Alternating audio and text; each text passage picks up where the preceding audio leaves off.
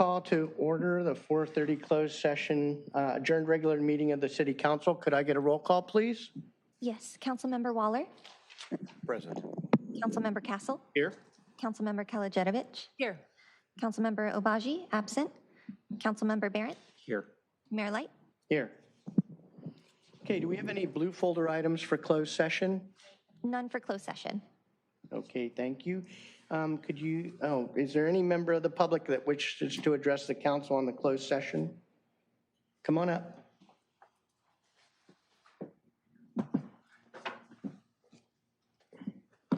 Are you Spencer?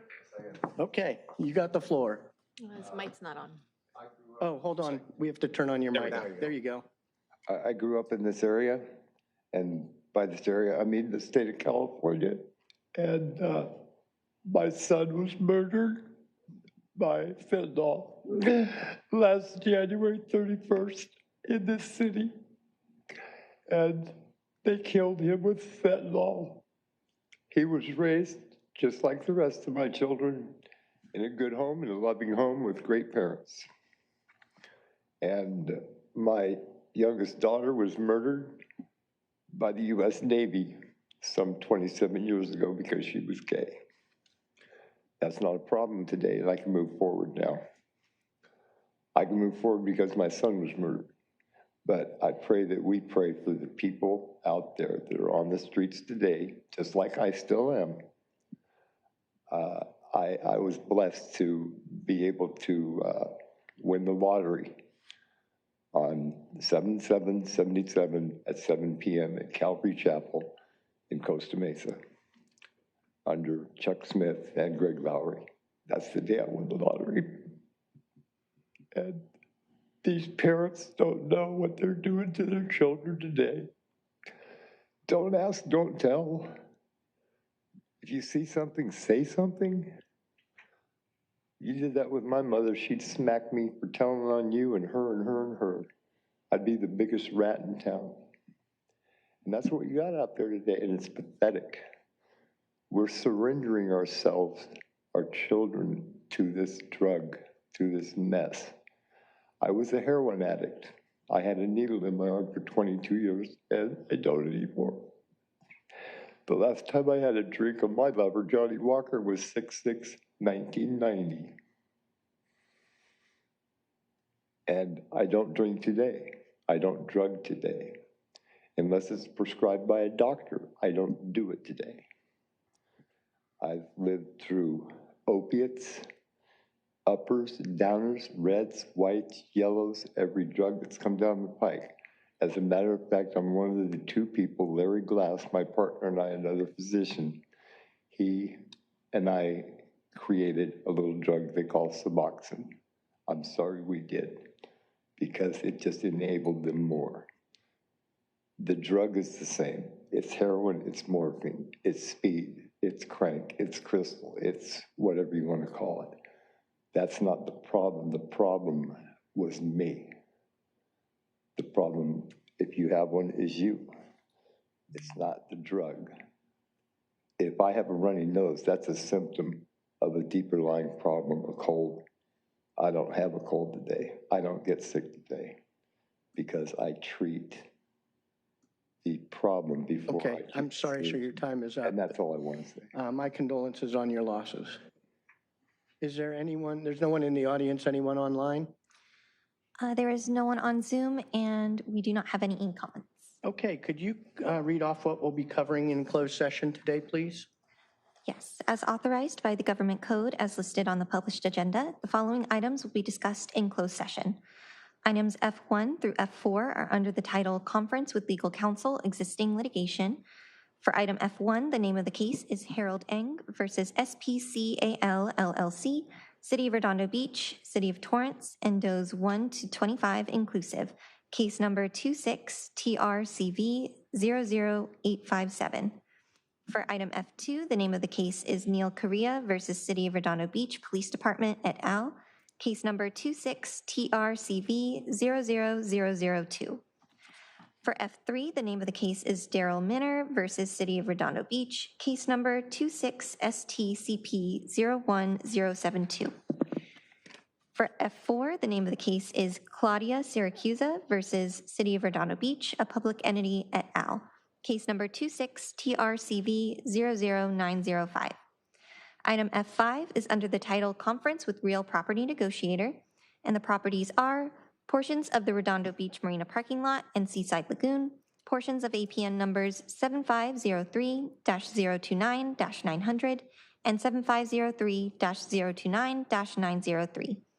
And item F6 is under the title Conference with Legal Counsel Existing Litigation, and the name of the case is Meta Mechanical Company versus City of Redondo Beach and does 1 through 100 inclusive, case number 25-TRCV-00677.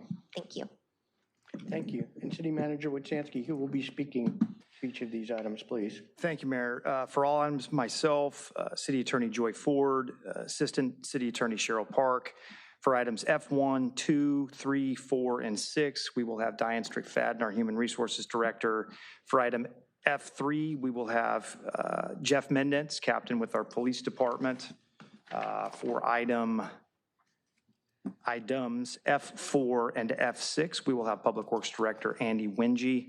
And for item F6, we will be joined by Joseph Rayleigh, outside legal counsel. So not John Getz, as it indicates? Oh, I'm sorry. Backing up to F5, thank you, Mayor. Acting Waterfront and Economic Development Director Catherine Buck. Also Assistant to the City Manager Luke Smoody, and outside legal counsel John Getz. Okay, thank you. Could I get a motion to recess to closed session, please? So moved. Second. We have a motion and a second. All for? Aye. Okay, motion carries unanimously with Councilmember Obaji absent. Thank you. We will be back on or about 6 o'clock to report out on any closed session actions that are reportable and to start the open session. Thank you.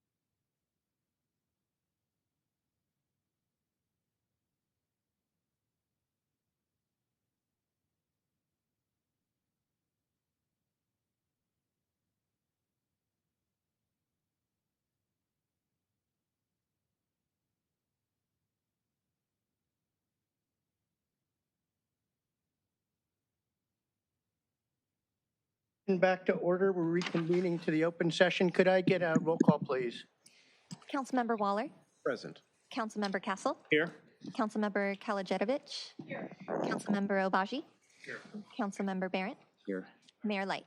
Here. And what time did you show up? I don't know, it was Councilmember? right when you guys adjourned from here and walked back there, so So, I was there for all of closed session. yes. Okay, City Manager Witsansky, anything to announce from closed session? Yes, few announcements this evening, Mayor. For the cases listed under items F1, F2, F3, and F4, the City Council unanimously authorized the city attorney to defend the city in each of those matters. And then additionally, under item F6, we were joined by City Engineer Lauren Sablon, who also participated in that conversation. Those are the announcements. Okay, thank you. So with that, can I get a motion to adjourn back to our regular meeting? So moved. Second. Okay, motion and a second, all for? Aye. Okay, motion carries unanimously. I'm calling to order the 6 PM open session of the regular meeting of the City Council. Could I get a roll call, please? Yes, Councilmember Waller, Present. Councilmember Castle, Here. Councilmember Kalajedovich, Here. Councilmember Obaji, Here. Councilmember Barrett, Here. Mayor Light. Here. If we have any veterans or active duty military in the audience, could you please stand to be recognized for your service? Nobody today? I'll stand up with you.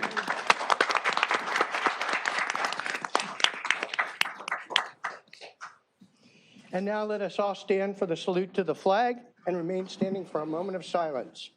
I'd like to call up Eve, who will lead us this evening on the Pledge of Allegiance. Eve, the floor is all yours. Oh, hold on. We got to get your mic turned on. There we go. Good Okay. evening. My name is Eve. I'm a 7th grader at Paris Middle School. My favorite subject in school is science. I love going to the beach in Redondo. Please put your hand over your heart and join me in the Pledge of Allegiance.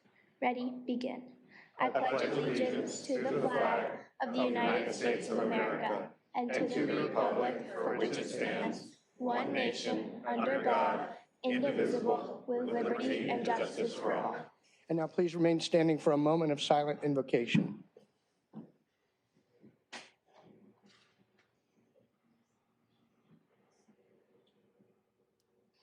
Okay, please be seated. Eve, great job. Come on forward. Well done.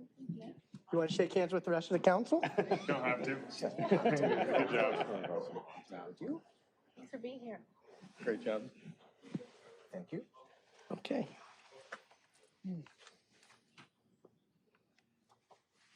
Mom and Dad, you can come up. You don't have to stand way back there. You could be You can get in the photo too, actually, if you want. We'll do one without, and then we can jump. Okay. And you can hand Give your it a camera. phone. Sure. Phone. Yeah. Their phones nowadays, like cameras. You have to stand in front of a tall council person.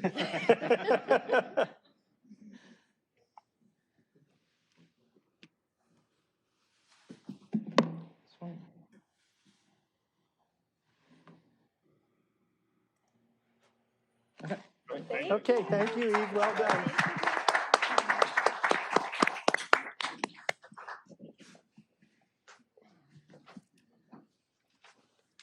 Okay, next is presentations, proclamations, announcements, and AB 1234 travel expense reports. I do have a proclamation tonight, so I'll come forward and.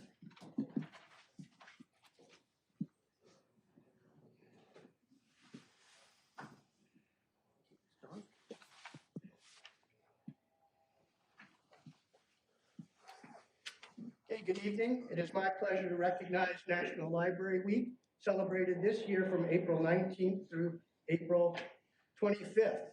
Dana, do you want to come up and, he's the library director. I'd like you to come up and join me for this. This annual observance, led by the American Library Association, highlights the essential role libraries and library professionals play in strengthening our communities. Here in Redondo Beach, we are fortunate to have two outstanding libraries, the main library right next to us and our North Branch, both of which serve as welcoming spaces for learning, connection, and discovery. These two locations welcomed over 200,000 visitors this last year. That's pretty amazing. 200,000 is probably the most outreach we have to our own community. Our libraries serve as more than just places for books. They provide access to technology, educational programs, and resources that support residents of all ages. Our libraries registered over 5,000 new library cards, circulated over 300,000 materials, including books for children, teens, and adults, and circulated over 70,000 digital materials, including ebooks, audiobooks, and magazines.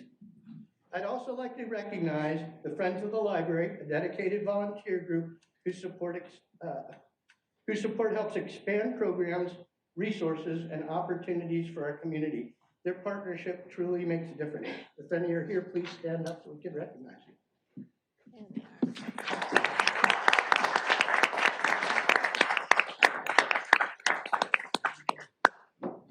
I'd also like to highlight one of the innovative programs we recently launched at the North Branch, the Express Hours, which I think use a system called Open Plus, correct?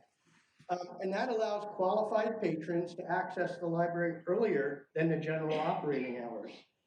This expanded access gives students, professionals, and residents valuable extra time to complete important projects, presentations, or reports. I want to thank our library staff and volunteers for their continued commitment to serving our community and for finding new ways to meet the evolving needs of our residents. I encourage everyone to visit the main library or the North Branch and explore the many offerings and celebrate the important role in making Redondo Beach such a vibrant community. So at this time, on behalf of the residents of Redondo Beach, the City Council, and myself, I'd like to proclaim this National Library Week and present it to you today. I'd like to give you the opportunity to say a few words. Thank you so much, Mayor. On behalf of the library, I would like to extend our sincere gratitude for the mayor and council's continued support and recognition. I also want to acknowledge the dedication of our Public Amenities Commission and our friends of the Redondo Beach Public Library. Thank you. And finally, I want to recognize our kind and knowledgeable staff for their commitment to public service. Thank you. I invite everyone to come to the library and celebrate National Library Week. Thank you so much. So we have the volunteers stand up as library staff. Any of the library staff, please stand up so we can recognize you. Thank you for recognition.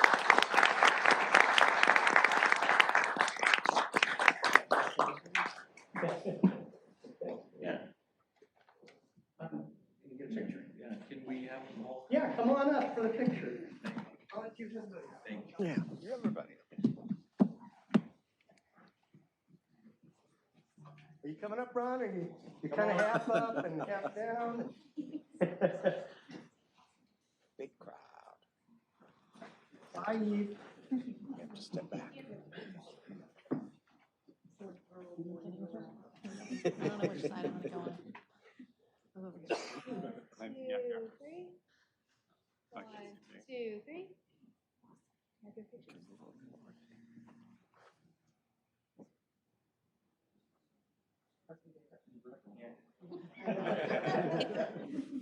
Can't get the podium out of the way. Okay. Okay, thanks again for all you do.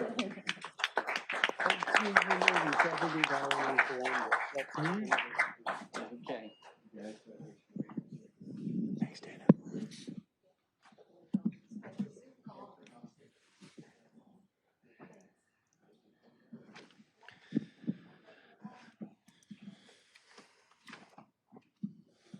Okay, on to the announcements and AB 1, 2, 3, 4 travel expense reports. It's been a while since we've met in open session, so I've got a little bit of a list here. I did attend the Cal Cities conference and was a panelist there. We met with the Department of Boating and Waterways representatives discussing our future boat ramp and looking for them to vote for funding for that. I met with our Assembly member, Al Maritsucci, on our bill that's about to be presented in front of the Housing Committee. Also met with Cal Cities on that same bill. We did get the announcement of the the okay from the county to open the Dominguez Park Playground finally. I attended the opening days of our 2 yacht clubs, and we had our strategic planning session, which I think went very well. So that's all my announcements. We'll go down to Councilmember Waller. Thank you, Mayor. Let's see, I may have forgotten a few things as well since it's been a while, but what I've got is that since our last meeting, I attended the Clean Power Alliance Board of Directors meeting. Riviera Village Business Improvement District had a mixer. The South Bay Cities Council of Governments had a legislative briefing on Zoom that I attended. The North Redondo Beach Business Association last week had their Rise and Shine, where we heard about the farmers market in North Redondo Beach. And the Chamber had a network cafe that same day. And then I also attended the only the King Harbor Yacht Club opening day. I only made one of them. Coming up soon, the Chamber is having a mixer at Springfest Thursday evening. It's neon night, so I think we have some people that are already ready with great neon outfits here in the audience. There'll also be the comedy stylings of Officer Kyle Lofstrom. There'll be music and more. And then this weekend, Earth Day, you can celebrate Earth Day at Wilderness Park, Saturday from 10 to 2. There'll be vegan food from Lil Vegerie, which is a wonderful District 1 restaurant. And then I mentioned this last time, but there was no real audience, so I'll say it again. Really love to congratulate the Redondo Beach Police Department's Baker to Vegas team. Oh, yeah. It was 21 runners, 2 team captains, and many volunteers. They placed 3rd place in their division for the 2nd time ever, as well as the 2nd time in a row. And it's probably because Attorney Joy Ford was there at the finish line 2 years in a row. So she's going to have to be up till 4:30 in the morning every Baker to Vegas now. Thank you. Thank you. Councilmember Castle. Busy week in District 2. Spring has sprung, so all of our spring events are kicking off. So on Saturday, we had the Port Royal opening day at the Port Royal Yacht Club. On Sunday, we had the King Harbor Yacht Club opening day. And then yesterday, I attended a panel hosted by Community Collective where they were discussing global sports and their impacts on local businesses. And one of the panelists was Redondo Beach resident and also head coach of the LA Galaxy, Tom Braun. This coming Saturday, we have another weekend filled with events for Earth Day. So at Wilderness Park, the South Bay Parklands Conservancy is hosting events from 10 to 2. And then also the King Harbor King Harbor Association is hosting a chalk art challenge by the California Surf Club there along the seawalls. So all families with children are invited to attend that. And then It's great to see that come back. It has gone dark for a few years. For several years, Great to yes. have that back. And then also next door at the Cantina, we have the Marina District of the Women's Club here in LA is hosting their 70th annual convention here in Redondo Beach. So that's 11 cities from around LA County. And they're coming together to honor and provide awards for working with child advocacy, art, culture, education, and the environment. So that should be another great event. And then all of that is on Saturday. And then on Sunday, we're having a King Harbor and Pier cleanup. So we've partnered with several people who've decided to help clean up the land. We have the Redondo Beach glass bottom boat that's going to be cleaning off the surface of the water. And then the King Harbor Yacht Club has also joined in with their stand-up paddleboard members to go out and take things off the water surface on Sunday. So that's all a part of the Earth Day celebration in District 2. And that's all I have for now. Okay, thank you. Councilmember Kalajovic. So much going on. I did attend the Executive Committee for Regional Homeless Alignment for LA County, advocating on behalf of cities to make sure our voices are clearly heard when it comes to homeless services. I hosted a community meeting at Perry Allison Playfield. Thank you to all who showed up. We actually got to witness the reverberating sounds of our officers training at the shooting range. It was an incredible moment. We discussed a lot of topics, including crossing guards. And I will be hosting a crossing guard focused meeting for families. That will be yet to be determined, but we're looking at some dates, and I will send out a newsletter, and I will also have it posted on my webpage for the city. It's likely going to be in the next maybe 3 weeks, but soon to come. And then I will be opening the Teen Talent Contest at Springfest on Friday night. I'm very excited to see all those kids running around, including my own. So come out to Springfest. Thank you. Thank you. Councilmember Obaji. Nice. Is that crossing guard community meeting going to be a pillar of public safety? That sounds really eligible.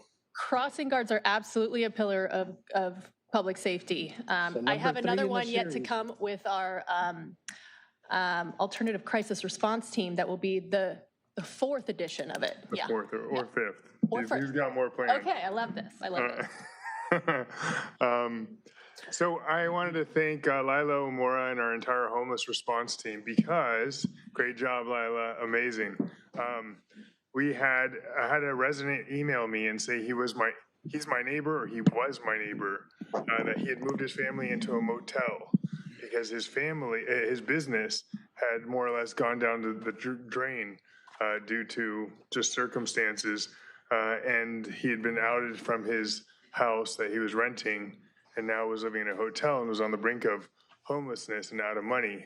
And I don't know exactly what they did, but Lila stepped up, worked her magic, and he sent me an email subsequently saying thank you to me and thank you to them, really, for their fast-acting work. And I'll say this, the reason I'm also saying this, besides to recognize them, is, folks, it is far less expensive for the city, for the region to respond to people in need of help before they become homeless than after they become homeless.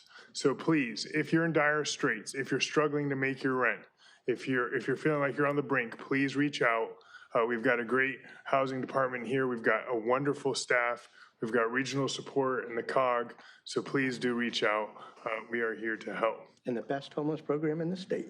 Yes, thanks to Lila Omora Garcia in no small part. And we had a great meeting with Chief Butler and Councilmember Barrett at the Pillars of Public Safety Part 2 and RBFD. Great chat. Heard a lot about what the fire department does, their continual strive to provide excellent service in Redondo Beach that we hear about from residents all the time. So that's it. And stay tuned for the next pillar of public safety that Councilmember Barrett will announce. Councilmember Barrett. Thank you, Mayor. Yeah, that is my announcement. We are going to have part 3 of the Pillars of Public, well, part 3.5. I'm curious. Pillars of Public Safety event. It's going to be Monday, May 4th at 6 p.m. at the Redondo Beach Performing Arts Center. It's open to the entire community, and we will have as our special guest City Attorney Joy Ford will be with us, speaking to a number of issues, explaining what work City Attorney Ford does and her staff in and around and about the city. It should be a great event, and refreshments will be served. Thank you.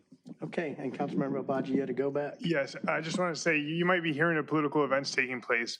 Folks, right now, we have a unique opportunity in Redondo Beach in that both our state assembly member and our state senator are termed out. So we're going to have a new people serving us as of next year, and you're going to have to vote on them in June. So I highly encourage you to get educated as to who's running, find out where some events are. You don't have to support a person to go to their event. Go to their event, learn more about what they're planning to do, what their goals are, and whether they'll well represent Redondo Beach, because this is going to be a very important election for our city. Thank you.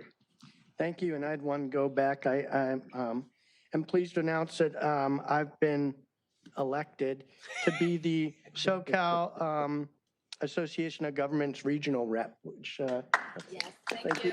I say elected because I was the only one who ran. So, It's an important position. but it's an important position. It'll give us a voice in the Southern California Association of Governments. So Thank you for your I service. look forward to that. Let's see, we're down to item E, approve the order of the agenda. Does anyone wish to make a change? Mayor, we do, as staff, have one recommendation tonight. We'd like to pull item H17, the contract listed there, and bring that back to you Oh, it's next going to pull it. Tuesday. So Yeah. we're just, it's out of the agenda. Yeah, just pull it off. We'll have it back on April 21st with some modifications. Okay. Anything else? Anybody else wish to change anything? Okay, can I get a motion to approve the order of agenda as listed with H17 pulled or continued to a future meeting? So moved. Second? Okay, all for it? Aye. Anybody opposed? Okay, motion carries unanimously. Okay, now we're going into an agency recess. That's item F. We'll be recessing to the regular meeting of the Community Financing Authority. And normally we'd be going into the Parking Authority, but that meeting has been canceled. So can I get a motion to recess to the Community Financing Authority? So moved. Second. All for? Aye. Anyone opposed? Okay, so now we're going to a separate agenda for the Community Financing Authority. I'm calling the Community Financing Authority meeting to order. Could I get a roll call, please? Member Waller, Present. Member Castle, Here? Member Kalajedovich, Here. Member Obaji, Here. Member Barrett, Here. Chairman Light. Here. Okay, going down to item A, approval of the order of agenda. Can I get a motion to approve the order of the agenda? So moved? Second. Okay, all for? Aye. Okay, motion carries unanimously. We'll be following the agenda as posted. Do we have any blue folder items for this authority? None for this authority. Okay, so we have 4 items on the consent calendar. Does anybody wish to pull any of the items on the consent calendar? Okay, seeing none, could I get a motion to approve items C1 through C4 on the consent calendar? So moved. Second. Okay, we have a motion and a second. Before we go, I call the vote. Does anybody wish to address, member of the public wish to address the Financing Authority on items C1 through C4? Okay, looks like no one in the audience. Anyone online? We have no attendees on Zoom and no e-comments. Okay, so I'll call the vote. All for? Aye. Aye. Anyone opposed? Okay, items C1 through C4 are approved unanimously. Do you have to read any of those? I don't think so. There's no resolution.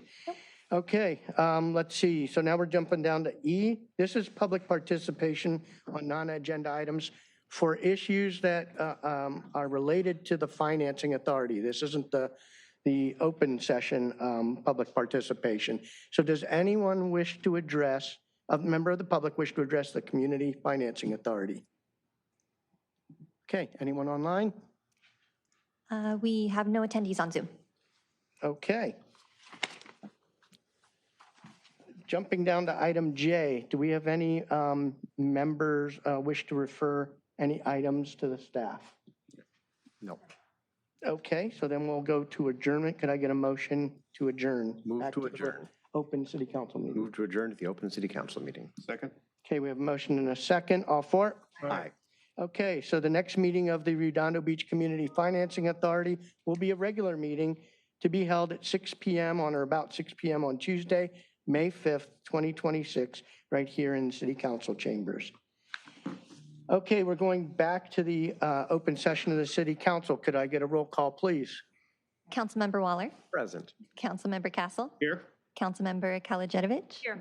Councilmember Obaji, Here. Councilmember Barrett, Here. Mayor Light. Here.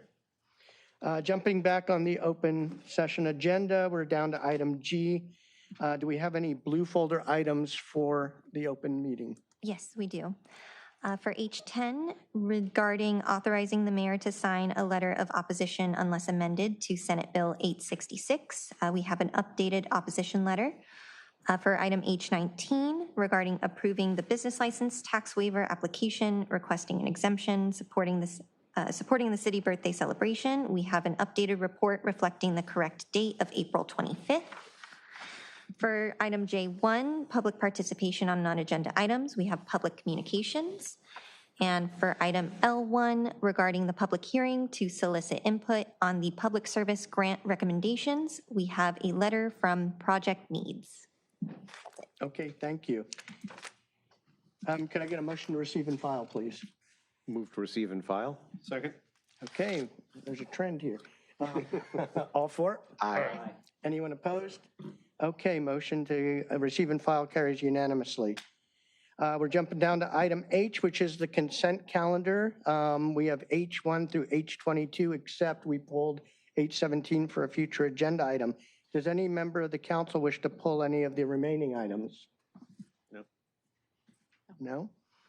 Okay, can I get a motion to approve H1 through H22 with the exception of H17, which has been continued? So moved. Second. Okay, a motion and a second. Before we take our vote, would any member of the public wish to address the council on H1 through H22 except H17? Yes. Ron Morocco from District 3. I had a number of items I wanted to talk to you about on the consent calendar, but I was told I only get one 3-minute session instead of multiple 3 minutes per item. You've taken care of a number. I've talked with Eleanor about another one, but the one I have a question on is H4, payroll and payable demands. And it's just the question of, there was a payment in there, or there's a payment for $14,994.43 to sit and sleep for 20, and then it kind of runs out of space. So I was curious as to what that expense is. Where are those? I assume they're sofas or sleepers or whatever, but that's my question for H4. Thank you. Thank you. Any other member of the public which wish to address the council on H1 through H22 with the exception of H17? Anyone online? We have no attendees on Zoom and no e-comments. Okay, so I will call the vote on the consent calendar items H1 through H22 with the exception of H17. All for? Aye. Anyone opposed? Okay, motion carries unanimously. And we you have do the floor. have some items to read. For H8, we have adopt by title only resolution number CC-2604-018 of the City, Redondo Beach, California, ordering the city engineer to prepare and file a report pursuant to the Landscaping and Lighting Act of 1972, sections 22500 et seq. Of the California Streets and Highways Code, describing the maintenance and improvement of streetlights and landscaping in the city of Redondo Beach, California, for the fiscal year commencing July 1st, 2026, and ending June 30th, 2027. For H13, we have adopt by 4/5 vote and by title only resolution number CC-2604-015, a resolution of the City Council of the City of Redondo Beach, California, authorizing a 2025 to 2026 fiscal year budget modification to appropriate $17,108 in Department of Resources, Recycling and Recovery, Cal Recycle, grant funds to the Intergovernmental Grants Fund. For H14, we have adopt by title only resolution number CC-2604-016, a resolution of the City Council of the City of Redondo Beach, California, delegating authority to the city manager or their designee to establish administrative procedures and provide notices to recognized employee organizations regarding contracting for services under AB 339. And for H20, adopt by title only resolution number CC-2604-017, a resolution of the City Council of the City of Redondo Beach, California, amending the part-time employment policy and pay plan for part-time employees. That's it. Okay, thank you.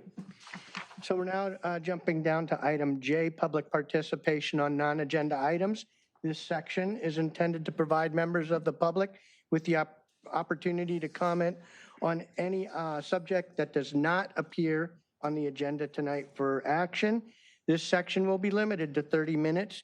Each speaker will be afforded 3 minutes to address the mayor and the council, and each speaker will be permitted to speak only once. Written requests, which I have, will be considered first under this section. So going right into this, let's see, I have Spencer Gibson. It appears he's not in the audience. Okay, Oda Schlaff, Alessandra Pierce, and Olivia Wickham.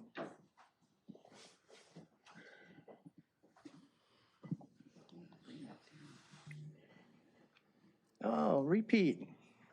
Good to see you back. Are you going to talk first, Otis? Hello. Hello.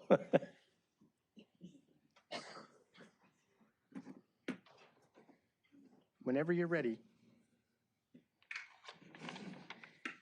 You can bend the microphone down too. My name is Otis Slough, and I'm a student at Jefferson Elementary in Redondo Beach. I want to say thank you for listening to me and my classmates, and for helping make our route to school safer. Thank you for approving the pilot program to put a crossing guard at Ford and Aviation. It's only been 2 days, but it has already made a huge difference. My sisters and I can cross safely, and I feel much more confident getting to school. Even our neighbors have stopped me to say they feel inspired to walk now because it's safer. I feel really proud that we're able to make a difference in our community. Thank you for taking the time to meet with us, to listen to our voices, and to take action. Thank you for helping kids like me feel safe. We made this card as a thank you to the City Council. May I present it? Motion Yes, to you may. receive and file. Second. Okay, motion and a second. All for? Aye. You may present it. Give it to this lady over there. Nice. You want to show it? Awesome. Get it on a camera.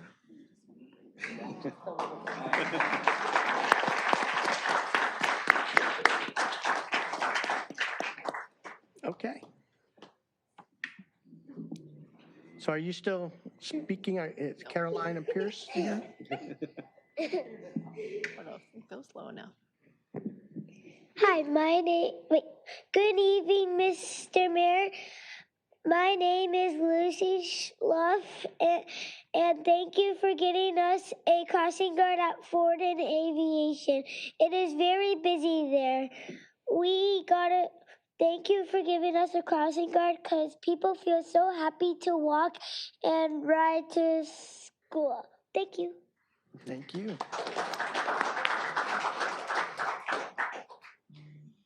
Good evening. I'd like to thank the Redondo Beach City Council for placing a crossing guard at Ford and Aviation. Thank you for keeping us safe. Well done.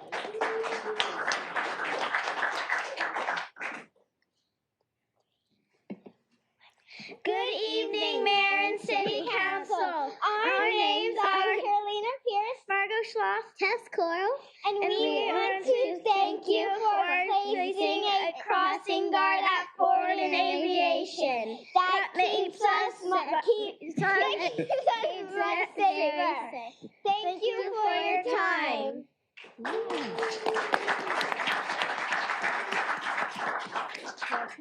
Okay, I assume we got through all the students who wanted to speak to this. Are there any others? Because I do have a second card here. Okay. Okay, thank you very much. Well done. Okay, next is Ray Lawson. Hard act to follow. Man, yeah, that's a tough act to follow, Mayor. I'd ask you to sit down so you don't block the views of people behind you. It's part of our rules of participation. Oh, can we still hold the signs up?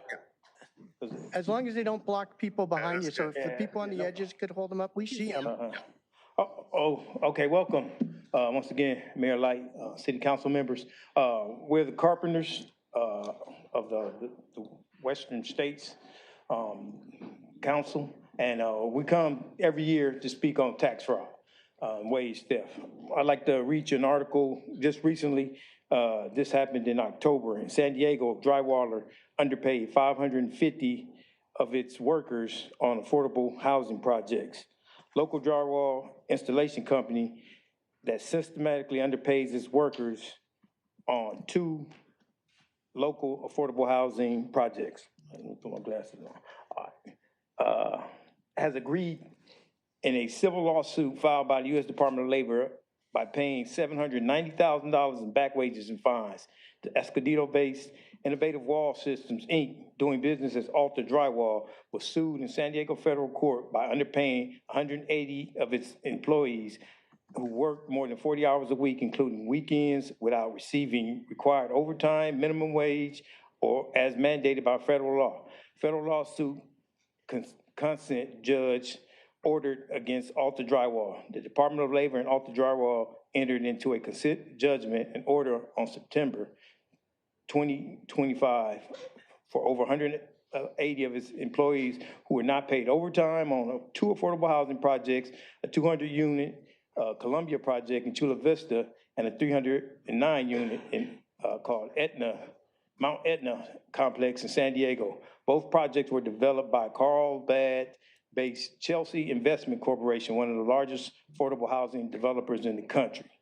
Now, this is just some of the things that go on in the construction industry. And it goes on to say that the Department of Labor judgment also includes 580 underpaid employees. Review of the list shows that nearly all were Hispanic surnames, and most common last names were including Garcia, Hernandez, Lopez, and Martinez.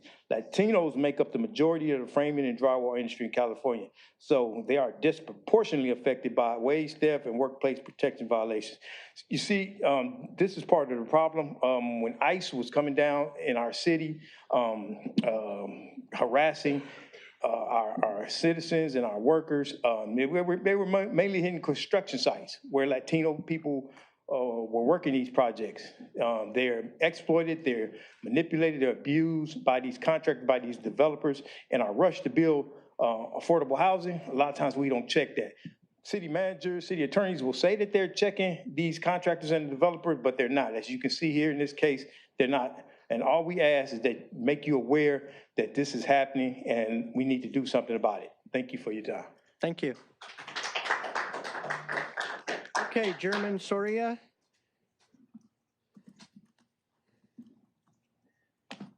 Hello, Mayor. Hello, council members. I wish one of these guys could come and coordinate with me the way the young ladies did. Thank you. That was great. That was awesome. And I am also a representative of the Carpenters Union here in the South Bay. April 10th through the 18th, the United Brotherhood of Carpenters nationwide, we participate in the Tax Fraud Days of Action, where we bring awareness, like Brother Ray Lawson just said. In the South Bay alone, we represent 5,000 carpenters. That's a lot. We work from LAX to Long Beach, and what Ray was saying, what's happening in San Diego, those contractors are here in the South Bay. Just last week, we were on a job site where we were talking to members saying that they were making less than $15 an hour, no taxes. They were being hired by labor brokers. So it's not happening some part in Colorado. It's happening here in our own city. And we just like to bring awareness because at the end of the day, it's not about union or non-union. We're just trying to build people up. We're just trying to help people get their fair share. And with those tax dollars, it goes towards measures like Measure FP, which we strongly supported. And we want to see these fire departments being built, these libraries be built, the schools being built, which they are. And we see them all throughout the South Bay. It's just more that could go and help the future, the young students that came up here, because we want to see more opportunities for them and for the workers in the community. So thank you for your time, and we appreciate it. Thank you. Thank you. Okay, if the group of you is going to talk, I'd ask that you just do this if you'll approve and this if you don't. So it helps us move the meeting along. So Jesse Camargo. Hello, my name is Jesse, Jesus Camargo. Everybody calls me Jesse. And I'm also a Western State Regional Council carpenter. And I just want to also talk about tax fraud. The main thing I want to talk about tax fraud, how it hurts us, all of us, you guys, the audience, all of us here.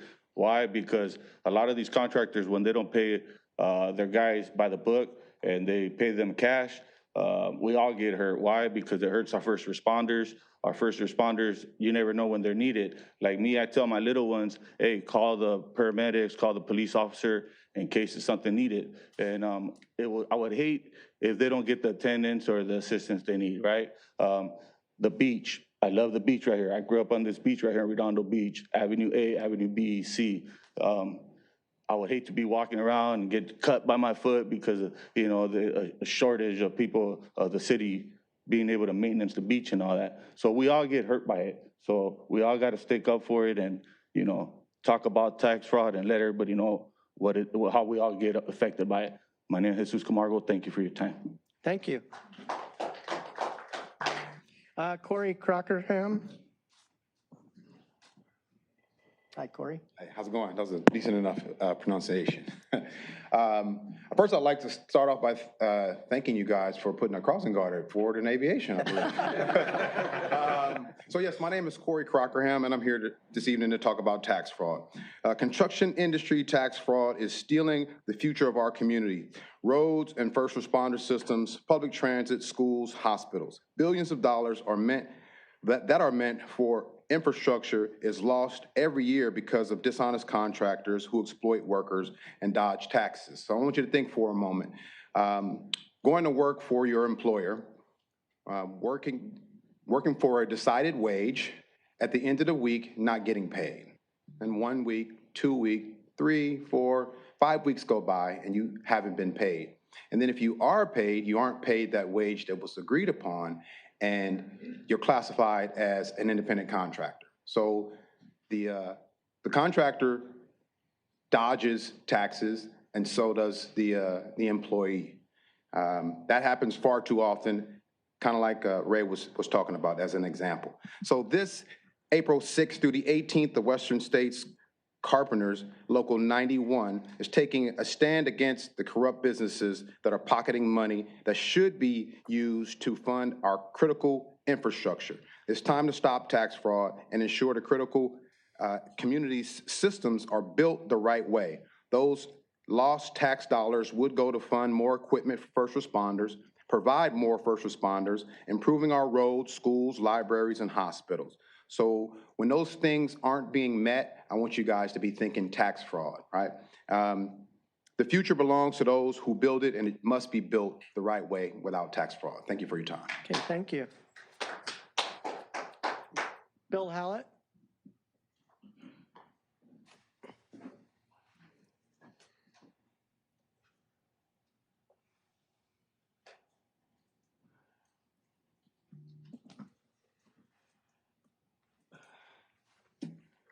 Good evening. My name is Bill Hallett. I live in Hermosa Beach. I'm 80 years old. I've probably been in an ambulance or a fire truck or have somebody respond to me maybe 50 times in my entire life. Just in the last 4 months, I've had 4 heart attacks. I had Hermosa Beach respond, Palm Springs, Redondo Beach, and Torrance. I have never gotten a bill for ambulance or fire service. So I called up this number. I don't know if the council is aware of this, but the fire department, if it responds to my location, which it is, Redondo Beach does not pay or handle my insurance. And my insurance says they'll pay. But this Bernadette says Redondo Beach does not take insurance payments. I'd like to know why Redondo Beach, of all the cities that I've gone to and been having a medical problem, Redondo Beach doesn't take insurance. Are you aware of that that's going on? Bernadette said this is the new policy. Okay, this isn't a question and answer period, sir. I think we got your message. Bernadette says the council is aware of this policy. I'm just wondering if all the citizens here in Redondo Beach are aware that if they call Redondo Beach Fire Department to their location, their insurance is not going to cover it. The person who they respond to has to pay for it. No other city does this. Why does Redondo Beach do this? Anyway, I got 1 minute to go, but I have never in my life been charged for an ambulance ride or I've been a victim of falls and all kinds of medical problems, and I've never had any kind of correspondence bill or anything from any city in the United States. But this Bernadette says Redondo Beach does not take insurance. So you got to pay this bill. So I think you ought to look into this since you're the only city that doesn't honor insurance. Thank you. Thank you. No clapping, hands up in the air if you approve of something, thumbs down if you don't. Mickey Johnson. And that's the last card I have.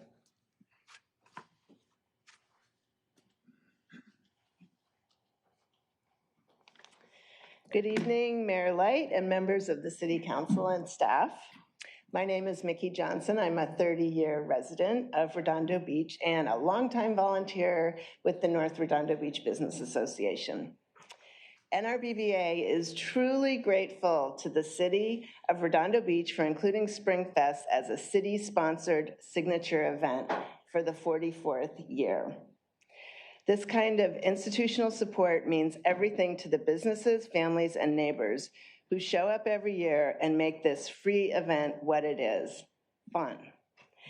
I also want to personally thank the council members who have volunteered to MC portions of our entertainment on the stage. Having all 5 districts represented is a powerful statement. It tells our community that SpringFest truly belongs to everyone. SpringFest is fun, and it's fun for the entire South Bay, especially our neighboring cities. This year, I'm super proud to share that we have more than 200 high school students from Redondo, Manhattan, Lawndale, and Torrance who are helping shape new programming from the ground up. You heard about Neon Night on Thursday. That's the student's idea. For Earth Day, we have eco-focused initiatives centered on environmental stewardship and waste reduction in partnership with Athens Services. We have a local business promotion and free raffle. These are all ideas that the students had. Guerrilla marketing efforts at the elementary schools and citywide events, and stage and sound management, just to mention a few of the projects you'll see this year.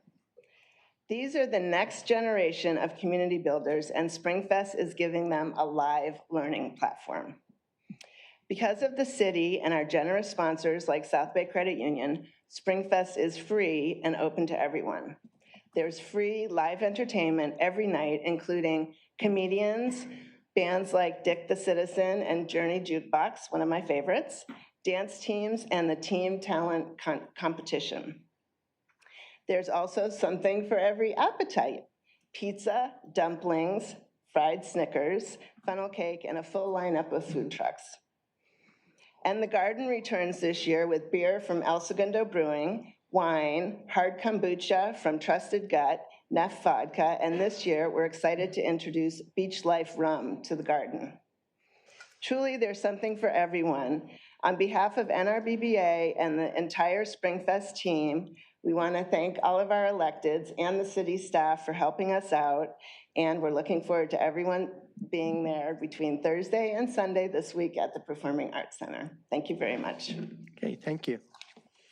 Any member of the public wish to address the council on non-agenda items? Just come up. You don't have to raise your hand. You can come up. Ron Morocco from District 3. I'm going to make it really brief. I haven't heard anybody mention yet about the city birthday party that's on April 25th. Thank you. Dominguez Park is open now, so the kids can go out and play. There's going to be face painting, but come out to the Dominguez Park, the Heritage Square. I believe it's between 11 and 3. I'm not seeing a yes on that. So that's the one item I want to talk about. The second is I still want to encourage you to get that consent so that we can make Wilderness Park a historic landmark. It's a pretty much a no-brainer. So thank you for your time, and I'll turn it to somebody else. Thank you. Hi, good evening, Mayor Light and City Council. I just want to introduce myself and also thank you for all your support. I'm David Kruskal, and I'm one of the program managers at the Disability Community Resource Center, otherwise known as DCRC. So we're one of your many contracted social service agencies, and we provide services for folks, not only Redondo Beach, but all through Los Angeles County. I manage the City of Redondo Beach contract, the City of Santa Monica, and the City of West Hollywood. So DCRC is an independent living center, and our goal is to help people with any kind of disability to become more self-sufficient and independent in their lives. We have many programs and services, including employment assistance, helping people get connected to caregivers through in-home supportive services, benefits assistance and benefits navigation, home modifications, and in some of our contracts, not in Redondo Beach at this time, we provide emergency assistance like rent and utility bills. DCRC is actually turning 50 years old this year, so we're going to have, we hope some of you will come. We'll send all the promotional materials. We're going to be having a huge event in October to celebrate the 50th. We were the second independent living center to open around the country. The first one was at UC Berkeley. We have a number of events throughout the year, and we do a lot of outreach in the Los Angeles area, including the 3 cities that I contract with. Although we are a little disappointed that our funding was decreased, I do really, really appreciate all your support, and we look forward to receiving any referrals for folks who can benefit from independent living services. Thank you. Have a nice night. Thank you, and thanks for what you do. Appreciate it. Anyone else wish to address the council on non-agenda items? Okay, anyone online? We have no attendees on Zoom and no e-comments. Okay, that's it for non-agenda items. I want to thank the union representatives for acting so professionally and respectfully and respecting when I asked you not to put the signs up. So well done and well coordinated on your messaging. So thank you. Thank you. Okay, we're now going down to item K, ex parte communications. We do have one public hearing this evening. That's item L1, which is about our CDBG grant annual action plan. So I would ask the council to each tell us about any ex parte communications related to that public hearing. I'll start. I had communications with the city manager and surface level discussions with several of the council, but nothing in depth on that. Councilmember Waller? I was one of those surface level discussions that I had with the mayor. Okay, Councilmember Castle? Just discussions with the city manager. Councilmember Kalajerovich? Just a discussion with you, Mayor. Councilmember Abaji? No. Councilmember Barron? With discussions with the mayor and staff. Okay. Let's see. So with that, we will go down to item L1, the public hearing to solicit input on the public service grant recommendations and the draft fiscal year 2026-27 Community Development Block Program Annual Action Plan. Could I get a motion to open the public hearing? Second. Okay, we have a motion and a second. All for? Aye. Anyone against? Okay, motion carries unanimously. With that, we'll give the floor over to you. Are you speaking to this, Elizabeth? Or is Kelly? We're both speaking. Okay. So good evening, You have the Mayor and floor. City Council. So tonight with me, I have Kelly Orta. She's our Deputy Director at Community Services, and she manages our CDBG program. But just by way of introduction, before I hand it over to her, the city is a recipient of Community Development Block Grant Funds, as everybody knows them, CDBG funds. And as a recipient, we're required to develop an annual action plan, and that's what we're presenting tonight. The action plan reflects needs that we've already identified in our consolidated plan, and we recently adopted that. But it also provides details on CDBG activities and funding allocations. So I'll go ahead and hand it over to Kelly, and she'll walk you through what all that is. Okay, good evening. Oops, sorry about that. So just to kind of briefly go over a few kind of high points for tonight. So this is a series of 2 public hearings, and I'll go into a little more detail in a moment. But annually, we are required to come before you to provide our annual action plan so that you have an opportunity to approve the allocations that we are proposing for our CDBG funding.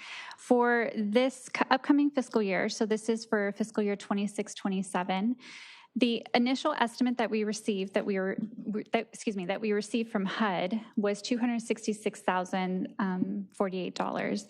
I just want to note that, which is pretty typical and standard each year, late last week, of course, of all timing, we received our formal allocation letter. So we are receiving additional funding beyond this. I want to say it was somewhere in the $290,000. So a substantial increase there. So when we come back for our final public hearing, we will have updated numbers years for you, so we will reallocate that funding appropriately. But just for tonight, we're working off of our original estimate that we received from HUD, which is the $266,048.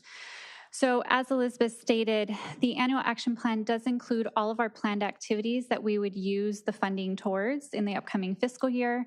And just want to reiterate that the goals that are identified in our 5-year consolidated plan are a direct reflection in our annual action plan. So we are remaining consistent in both of our plans as we move forward throughout that 5-year cycle. So just to show you just a visual of our CDBG funding throughout the past few years, at least from 2010 to 2025, you can see for the past few years we have remained somewhat consistent in cost and pretty consistent with what we received in our current fiscal year with our new approval letter that we received last week. So we're happy that we remain in good standing and that we are continuing to receive the standard funding that we have become accustomed to. So HUD does require a certain allocation of funding to be spent on certain services and certain administrative costs. And so this is the breakdown for how we are proposing to allocate the funding. About 50% of it would go towards our public facilities. Those typically go to the ADA curb ramp program that our Public Works Department oversees. Administration and fair housing would receive just over $53,000. And that's for our consultant services to help us manage the CDBG program, as well as do our reporting for directly to HUD. The public service agencies would receive approximately $39,000, so I should say approximately $40,000. Again, that number will likely increase in our subsequent public hearing for you. But those are our public service agencies such as DCRC, which you heard from recently, Venice Family Clinic, and I'll go into a little bit more detail of those ones. And then we have our final piece of the pie, if you will, is our MAER program. That's our emergency housing and repair program. And so that's where we do have applicants apply for some certain repairs in their homes. They do have to qualify, and then we go in and give them essentially a grant to do certain repairs in their homes to keep our housing supply up to a certain standard. Can I ask a quick question on that chart? Yes. Sure. Since you anticipate extra funding, does the pie chart stay to look the same, or do certain parts of that grow differentially? It will mostly stay the same. So I should say the administration and fair housing, I believe it's a 15 or 20% cap that we have to keep for that of our allocation. And our MAER program, we do keep pretty standard at $40,000. So it'll slightly change. The other two pieces may just become a little bit larger. So the $40,000 will stay the same, but the 50% going to public facilities and the right will grow. Okay. So it'll alter very slightly. Thank you. So these are our subrecipients or our public service agencies. These are ones that we have been in contract with for several years. They have been recipients of all of our CDBG funds in the past, so they all are experienced through our program. This is our recommended breakdown of funds for these organizations. So we have project needs, and 1736 Family Crisis Center would receive $9,179. And then we have Disability Community Resource Clinic, Venice Family Clinic, and Harbor Interfaith would receive $7,183. And so just to briefly, typically in December, we do send out a notice for applications to organizations, our existing organizations or others that we have heard that would be eligible for CDBG funding. They do apply for their funding. They list out the services that they would provide, how it meets the needs of and our goals that are outlined in our 5-year consolidated plan. And then together with our consultants, we draft this recommended allocation. So that's the staff's recommendation. Again, these numbers will likely increase slightly once we look at the updated allocation numbers that we received. So just to give you a quick overview of what is required for this, per HUD guidelines, we are required to do a 30-day public review period. That is ongoing. That began April 3rd and will move on through May 4th. We did do a public notice for that, and there are physical copies of the draft plan for the public to view in certain locations throughout the city. We have our first public hearing, which is this evening, and then we'll hold our second public hearing, which is hopefully where we will receive approval of the adopted plan with, again, the updated numbers on May 12th. And then we are required to submit the annual action plan to HUD on May 15th. So we are within our timeline. So as I stated, we will be back on May 12th with our final numbers. So you should have all of the information then. And so recommended this evening is to open the public hearing, which you already have done, and take testimony, solicit input on the public service grant recommendations and our draft plan, and then continue the public hearing to May 12th. I would like to end it with, we do have some of our subrecipients here. Again, you did hear from one of them earlier this evening. If you have questions of them, they are here to answer those if we as staff are unable to answer. And we can always invite them back at the subsequent meeting if you have some additional questions between now and then. So I'm happy to answer any questions you may have. Okay, thank you. I have no hands up. Does any member of the council, Councilmember Kalajerovich? I just have one question. You're working with consultants. Do they also meet? Because many of these services are part of our enhanced response to homelessness. Is this working in collaboration with City Attorney's Office, who's heading up that effort? Could be Sorry, I didn't know if Kelly, was. whoever wants to answer that. When it comes to the CDBG funding, we are looking at specifically what is outlined in our agreement with that organization. There may be some overlap of services, but we are only providing reimbursement costs for the specific services that are outlined in that agreement. There's no overlap of essentially double paying for services, if you will. Right. But they may be a contractor at the pallet shelter, but we're paying for separate services that potentially the city attorney's office would be paying for. Okay.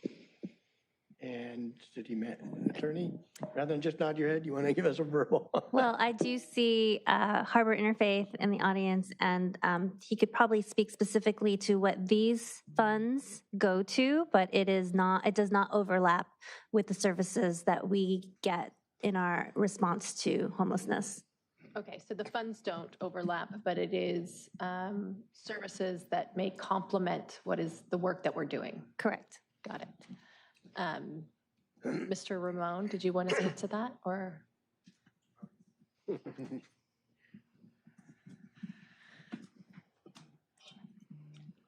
Thanks for joining us at City Council. It's so much fun here. Hi, everyone.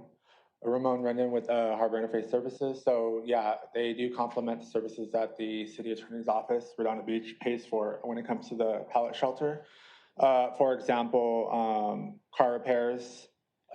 We instead of like someone just signed a lease today, instead of waiting for funds to come through the county, we paid for it out of CBG grant funds from last year, which was super helpful. So things like that, you know, when it comes to the well-being of any of the residents or anyone living on the streets, we're gonna support them however we can with those monies, which flex funds are extremely important and necessary when it comes to homeless services. Yeah, thank you for that. And you're right, flexible accounts are few and far between at this point. But it's nice to know that city staff and our entire staff is working complementary in the same effort. So thank you. Thank you. Anything else, Kellerman? No. Any other member of the council wish to opine on this or ask questions? Okay, I see none, so we'll open up to the public. Do we have any cards on this? Okay. Any member of the public wish to address the council on this item?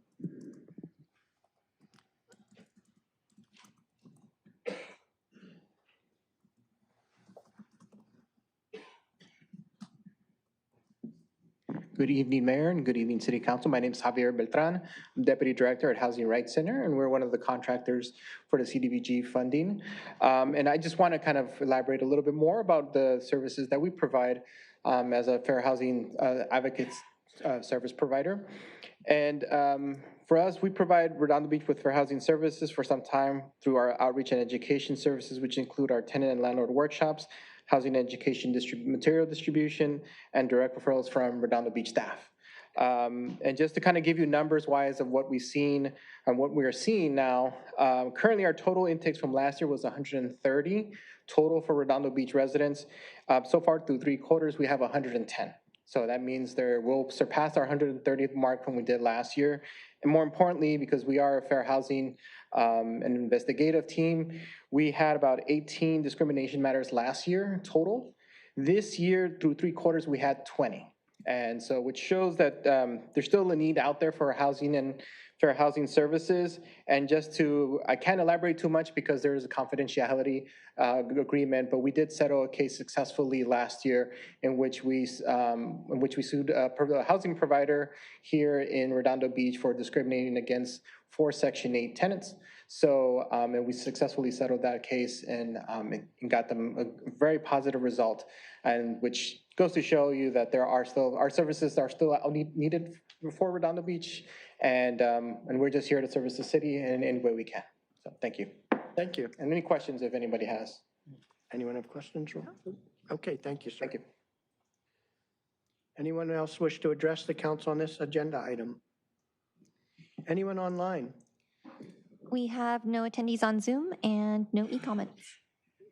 Okay, it sounds like we don't have any direction to staff on changes to the plan, or so. With that, I'll entertain a motion to continue the public hearing to May 12th, 2026. So moved. Second. Okay, we have a motion and a second. All for? Aye. Okay, motion carries unanimously. Thank you. Okay, jumping down to item N1. This is discussion and possible action regarding the approval of fee waivers for the North Redondo Beach Certified Farmers Market to be held at Green Lane immediately south of Artesia Boulevard. So Jane, I think you have the floor on this one. Yes, thank you. All right, good evening, Mayor, City Council members. Jane Chung with the City Manager's Office. Also joined by me is Community Services Director Elizabeth House. And then we also have members of our NRB in the audience, one of whom will be answering questions you may have at the conclusion of the presentation.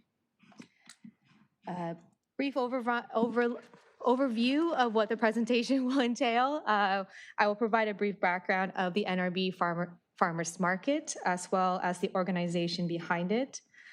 Describe the city collaboration efforts between our NRB and the city, the permits and fee waivers in consideration, and then conclude with staff's recommendations. So as I mentioned earlier, our NRB is the 501c3 community-driven project organizers of the North Redondo Beach Certified Farmers Market. And their main goal is to help the North Redondo Beach area maintain and beautify the Artesia and Aviation Corridor Area Plan, or ACAP. Proceeds will be invested in the maintenance and beautification of that area. Activities, for example, include street trees, artwork, and cleanups. And then all market proceeds of the farmers market would also be reinvested in the North Redondo Beach area. And all funding decisions. Reinvested?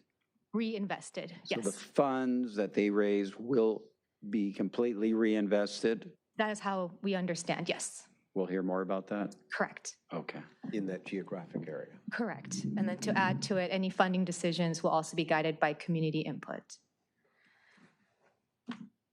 The Farmers Market Program will start off as a 6-month pilot program starting later this month on the 22nd of April and conclude October 28th of this year.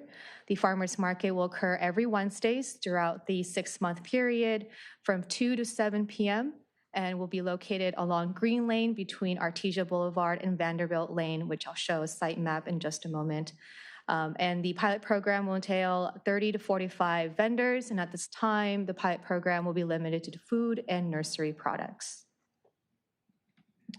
The site plan before you shows the location of that farmers market. So as I mentioned, Green Lane between Vanderbilt Lane and Artesia Boulevard in that stretch that's color-coded in the middle. With regards to city collaboration, I did want to highlight that our city staff has worked closely with our NRB on permit requirements, operational consideration, and site logistics. Staff has also evaluated potential impacts to city services. Of note, based on the location, you'll see that it's right between Community Services Office and the North Branch Library, both of which will continue to be open to the public and maintain their normal business hours, as well as their parking being open to the public. Measures have been incorporated to avoid disruptions, and staff will monitor on a weekly basis to see if there are operational impacts due to the pilot program. The slide before you lists the various permit types in consideration, discussion as city has collaborated with our NRB and are listed there. And the total permits would be an estimated total cost of $2,365.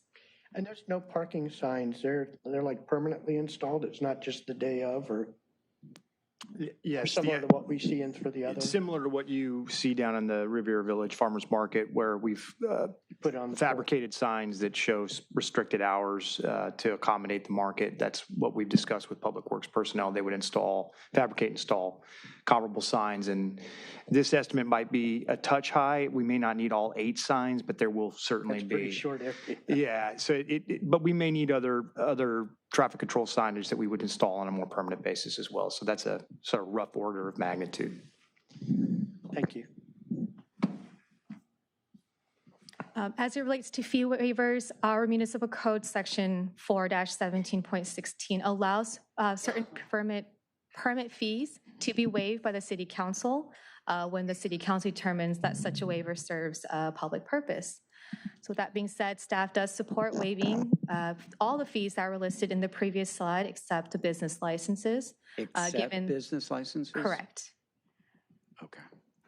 Given that the business license help ensure us to track sales tax activity, as well as sales tax activity to be reported accurately. And then given the frequency and duration is a 6-month period, staff is recommending waiving the other fees, except, again, the business licenses.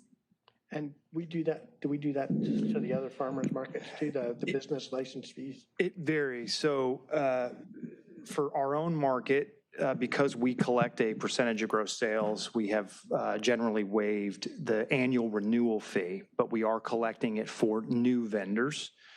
For the farmers market in Riviera Village, same thing occurred. We grandfathered in original owners, but have not been collecting the annual renewal fee. So this is an area from a policy standpoint, I think we would like to perhaps bring back as part of the referral discussion where we would like to address spot market activities, short-term basis. For me, on a frequency basis, when we're talking about a vendor that's potentially here selling, in this case, on a 6-month basis, 20 to 25 times a year, or on an annualized basis, 50 to 52 times a year, I think it's appropriate for us to collect the full fee. And that's ultimately what we're recommending tonight. But for clarity purposes, we do have a couple of different structures amongst our 3 different markets potentially here in the community. So at some point, I think I'd like to see us bring that back as a more holistic discussion. You won't be surprised then by a BRR I'm going to bring up. Yeah, and I think it falls along with the conversation we've been having about these one-off waivers that are appropriate on a short frequency basis, 1 to 2 times a year, but I think the equation changes as that number grows. I understand. And that actually concludes our presentation. So staff recommends that City Council 1 approve waiving the listed fees, except the business license for the 6-month pilot program in the amount of $2,365, and then provide direction to staff on waiving the business license fees. So this is the only approval needed for the market to open? Yeah, the rest of the market activities are subject to administrative oversight, and we feel that the market logistics have cleared all of our public safety, traffic control hurdles, and thanks to Elizabeth and her team for what I would call fast tracking those conversations. I know it may not feel this way, but for us to move on a proposed concept like this as quickly as we have is darn near lightning speed here, given the long list of strategic priorities we have in the city. So, again, thank you to the public safety team that participates with Elizabeth's staff in that special event review. Ryan Liu, traffic engineering, big component of that. Public Works, Mike Klein, of course. Fire, police operations, all a big factor there, along with our community services staff. So it's not a small effort, but it has been evaluated from all of those perspectives, and we are comfortable with the proposed plan on a pilot basis and have issued permits accordingly. Your role tonight really is public discussion about the operations and logistics, as well as input here on these final fee requests.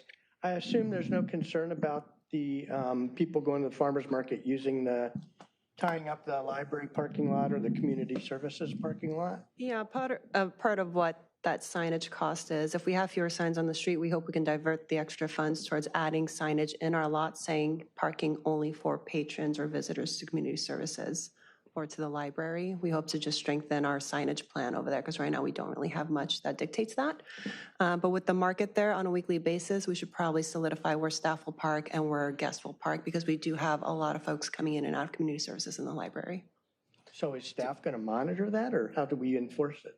We'll have to, on a weekly basis, see if that's truly impacted. We can plan on PD and staff parking on the side closest to green so that cars are staying there the whole day. That won't be as easy for folks to pull in. On the other side, we can make our passport services parking limited over there so folks who are coming in and out can come off of Artesia. I haven't yet spoken to Dana on his plan, but I'm sure there's a way we can form it or frame it so that we can at least keep an eye on it and see who's coming in and out of that lot. Okay. And there's one, it looked like, if I remember right from driving the street, there's one entrance to a residential unit that's going to be blocked off there. They're all okay with that? Yeah, as part of the street closure permit, Teresa and her team had to go out and get signatures from all the nearby residents that were impacted by the market. Okay. Well, thank you. Appreciate it. And thanks for doing this as quickly as you did and for supporting the timeline requested by the North Redondo Group. I want to applaud the North Redondo Group for taking the initiative rather than just complaining we don't have one, coming up and doing the solution. Do the hands thing. But I appreciate that. I think that's a good lesson for citizens who want to get things done. There's things you can help move along rather than just complain about it. So well done. Anyone on the council? Teresa is here to speak to any questions you might have, and I think she does have a brief presentation that she's been planning to share this evening as it's and speaking to specific Teresa. Operations. It's probably worth hearing from And her. Teresa is the first voice I heard that was how to move forward, not why aren't you doing this? So thank you, Teresa. Well, actually, Jim Mueller's voice is probably the first one because he was asking for this farmer's market for quite a while. So yeah, as staff has said, first of all, we're very appreciative of everything that has been done and the support from council and the mayor. And I mean, because Mayor Light actually walked me through 2 different departments and said, here's who you need to talk to, and Elizabeth as well, Elizabeth House as well. So a couple things that I think are really important to point out is why we chose the farmers market is that, one, we want to designate a community space in North Redondo. That's a gathering space. And that part of green is shown in the ACAP as possibly closing off into a plaza area. So this becomes our test case of we do it once a week, and maybe eventually that's something that can become a closed plaza similar to what we have right out here. But also, I think the biggest thing is that we want to bring people to Artesia Boulevard. So businesses only survive when people are coming to them, and we're in the highest density area of all of the South Bay is right there on Artesia, and people aren't walking. So we want them to walk, we want them to bike, we want them to come. And what we've seen is this research shows that there's an economic stimulator of 70 to 80% of farmers market patrons also spend money at adjacent businesses. And I think the multiplier is for every $1 spent at the market, there's 58 to $1.35 spent in the other businesses. And that creates a 1.45 additional jobs for each $1 spent. So there's quite a bit of stimulation. And then as was mentioned, we set up the nonprofit RNRB, another very prominent local nonprofit, had offered to be the host, but we really want to invest this back into the ACAP area, and hence we set up the nonprofit to do that. We mirrored the Riviera Village Association's bylaws, and so there's a very specific use of the proceeds from the market once it's established. Like right now we're in startup mode, so there's a lot of front end cost. But what we're seeing is that the other markets in the area, the two in South Redondo and then the Hermosa market, which are about the same size as what we're projecting and the same number of vendors, they're grossing between $75,000 to $115,000 a year, which is about $1,500 to $2,000 a week. And so our initial start, like most expensive thing we have is the traffic barriers that are around $850 a week, and then the market manager's about $350, similar to what we're paying, the other market managers are paying. So we are looking at ways of what can we do to make a more more cost-effective way of doing the traffic barriers. But for the most part, and then I think the business licenses, we're looking at, like the revenue on that alone is between $4,600 and $5,300 that goes into the city. So it offsets the $2,100 or $2,365 that was listed. So, and I'm already seeing vendors that they're submitting their applications. So I think, yeah, you're going to get an influx of them this week, so that we're ready for next week. But like I said, so what we're expecting is, like, even with those revenues, is that once the market is established and we kind of had, when we've hit that growth and we're balanced, is that what we see in the other markets is $40,000 to $50,000 gets reinvested into the community. And so that can be, and it's not going to be right away, but it is something that it is a substantial amount of money once we get established. And who knows, this is one of the only only evening markets in the area. I think Culver City is on Tuesdays and El Segundo is on Thursdays, and neither of that particularly close to us. So, but yeah, we're really looking forward to it and hope you guys come often. So on the reinvestment, when you're investing in public art or trees, you intend to coordinate with the city? Yeah, of course. So what we have is we have a general guideline in the bylaws, which I think we're attached to the council agenda, is that the money there's a geographic restriction to where the money gets reinvested, which is the ACAP district that has already been designated. And we've left it broad that it's beautification, so we're calling it beautification or social programming or something else like that. And so, depending on what the current need is, and it's based on a membership vote. So we're a local nonprofit. Even the membership is geographically restricted to people living within a half a mile of the ACAP area. My concern is, we've kicked off an art strategy for Artesia. Yes. And I want to make sure that what you guys do doesn't conflict and it synergizes with that, Yeah, one of the things that, and actually we've spoken to Councilmember Obaji about it, is that, that what was recommended by the Artesia versus what was funded is, they could fund 5 of the benches, but there's 15 benches. Well, maybe if we have enough revenue, we can fund another bunch, or we can fund a crosswalk, or we could do something like that, or street trees. And just to be clear, we don't know yet. Yeah, any reinvestment in public right-of-way is going to have to be accepted and approved by the city through our own policies, depending on the level of donation. It may even come to this body's decision-making. It might be an administrative thing, but that's not something they can do without our consent. Where perhaps you might see some deviation, that would be if there was an investment in a business area or something on private property, we wouldn't necessarily be party to that. Well, that's what if we do a mural on somebody's private building, we want to make sure it's in coordinated with the strategic plan. And yeah, absolutely. So that's what I realized. Anything on public property. And I think that's where we would want to make sure we're collaborating on implementation. Okay. So I think there's 3 different areas of input on that. It's the community, including the businesses, the staff, and public works, and then also council. Okay. And then a question for staff. If there's something catastrophic that we didn't foresee, do we have to wait 6 months? No.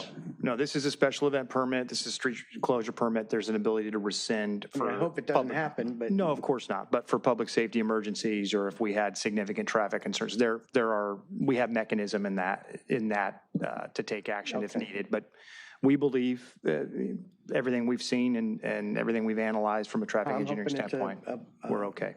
Resounding success. So applaud you on your activities, the whole team, on what you've been able to pull together. Yeah, we are doing a walkthrough of setup next week or on Thursday with the market manager, with Director House and Director Minky as well to. She doesn't have to go far. No. This is why staff likes it so much. They can go outside and go to the farmer's market. Okay. Councilmember Abaji, any questions for Teresa? Yes. Or comments? Yes. Thank you, Mayor. First, great job, Ms. Mitchell. Thank you for your excellent leadership and work here, initiative in carrying forward the desire expressed by Jim Mueller, Mr. Mueller first. Although he was complaining about it, you actually took it into action and made it happen. So great job. I also want to thank everybody who worked with you. I know Wayne Craig, Desiree Gallassy is over there. Everybody did their part, but I want to thank our city staff and leadership, because the city council actually hasn't had a formal opportunity to opine on the farmers market, but I think the staff knows the city council knows what we want to see on Artesia Boulevard, and they ran with this. And I mean, as soon as they started talking about it, the city manager was telling me they already had an all hands meeting about the farmers market. So they rallied the city resources and city staff so quickly and so monstrously to make this happen. So thank you, Mike. Thank you, Director Elizabeth House. Thank you, Jane. Great work, guys. Really appreciate it. This is a game changer for North Redondo. Really starts to get momentum. The community is excited about it. And just what I wanted to ask of you is if you get us a flyer that we can include in our newsletter to advertise the farmers market, I think we'll make sure that the first ones. Picked them up from the printer on the way here. Digital flyer, I'm sorry. Yeah, Yes. we can send you. Cool. Are we going to put one up on the website? A flyer? You know, in the events that we advertise? I'm not sure because it's independent. It's an independent. Yeah. Yes. Okay, Currently, never it's mind. not a city-hosted event. Never mind. Birthday party, actually. And actually, one last point is as far as your reinvestment, it's good to also coordinate with the city, because maybe you have an idea and you don't have the money to fully fund it, but it's an opportunity potentially where if it's planting, for example, more trees in the spots between trees, maybe it's something where there could be matching from the city and and the like. So that's all. Thank you. We're looking forward to getting to that point. Right now, we're just trying to get to next week. To be honest. Next week we're looking just for reiteration for those who are watching, it is starting April 22nd from 2 to 7 p.m. every Wednesday. No one's on Zoom. All right. What's that? No one's on Zoom. No, nobody's on Zoom. Got it. All right. There we go. Is that it? Yeah, that's it. Councilmember Barrett. Thank you, Mayor. Most of the questions I had been asked either by Mayor, Councilmember Obaji. I did have a few more. First, thank you for everybody who participated in the farmers market, including, as was mentioned, staff. And I think the mayor helped out, I recall. That's a little, I don't want to take any credit. They did the work. Okay. But thank you. Yeah. And I just want to reiterate, we're all hopeful for the success of the farmers market and the endeavor. Have you done any revenue estimates as to what this farmers market may generate for the nonprofit? Yeah, so we studied the 3 local markets. So I think Riviera Village is grossing about $110,000 a year. The Hermosa Market is grossing about 70 to 75,000, and I think the Veterans Park one, from what I can see, is about the same. And so as would you well. scale it to what you anticipate doing? What do you estimate it may be? We're expecting something similar because we have around the same number of booths. I think what's unique about ours is that we're the right after school and after work. So Bernie Elementary gets out at 1:45 and we are starting at 2 very strategically. And then we're about a 10-minute walk from Maricosta. You're there, they're there. And so what do you estimate your revenues would be? So I think we're being conservative and thinking it's going to be around $1,500 a week. And then, so that's about $75,000 a year. And as a nonprofit, what mechanisms do you have in place to track that revenue, to collect that revenue? Yeah, so we have a market manager that's been hired, and who is that? Her name is Leslie Primero. Leslie Primero? Yeah, she fills in for Nancy Jones sometimes in the Redondo market, and she was actually referred to us by her. She also manages the Mount Sac, San Jacinto College and Tustin market, as well as Bellflower. She'll be the market manager? She'll be the market manager. And what is her fee? Her fee is $350 a week, and then she gets a bonus if the proceeds go over the $1,500. $350 a week. She gets $350 a week, and then she gets a bonus based on meeting the $1,500 a week in proceeds from the market. Everything over 15 or if hits? She gets a percentage of it. What is the percentage? 5%. So roughly the 350 out of the 1,500 you anticipate is, I want to say 8%. So that'd be about 75. So if we hit 1,500, she gets a $75 bonus. If we hit 2,000, then she would get a $125 bonus per week. Got it. Any other overhead expenses for the nonprofit? Go ahead. So, so we have the ongoing permit fees for the health department and Department of Agriculture, about $1,000 a year, and split up between the two of them. The biggest expense that we have are the traffic barriers, which is the Meridian barriers are about $850 to $1,000 a week, and that's them giving us a very $800 to $1,000 a week. Yes, and so what we are doing to supplement that is we're selling advertising on the back of the barriers to pay for it. So look, we've been reaching out to local businesses. Have you had any luck securing advertisers? We do have a lot of interest. We just started really reaching out to the businesses on that. We've been focusing on sponsors first for our startup cost. And so South Bay Credit Union and our BBA have sponsored the startup cost, and then a couple other businesses. And it seems important to have that. I'm just doing the rough math, and I know the mayor's a human calculator over here. But it sounds like you're in the red if you don't get the advertising, because you got $800 or $1,000 a week in the barricades, and then you have these other fees, plus you have to pay Leslie. So how do you stay afloat? I think we're neutral. So if we're expecting $1,500 a week, the $1,000 a year is $20 a week for the permits. Leslie is $350, and then the barriers are $800. So that's right around $1,200, and then we have about $300. Okay. So. And good to know. And then for anybody involved in the nonprofit, are there paid roles? There's no paid roles. No paid roles. It's all volunteer yourself. It's all volunteer. Oh, good. Yeah, it's like a second job right now. All right. To the mayor's point, any net revenues that exist after the cost will be reinvested per the mission statement on Artesia Boulevard? Yeah, Artesia and Aviation Corridor. Artesia Aviation. Yeah. In coordination with the city? Yes. Oh, good. Okay. Question about traffic flow, if I may. So for folks who are heading north out of any area south of Artesia Boulevard who rely on the left turn lane, on Green. That's provided to turn and head west on Artesia. You can picture that. You come up Green, you hit Artesia, you make a left.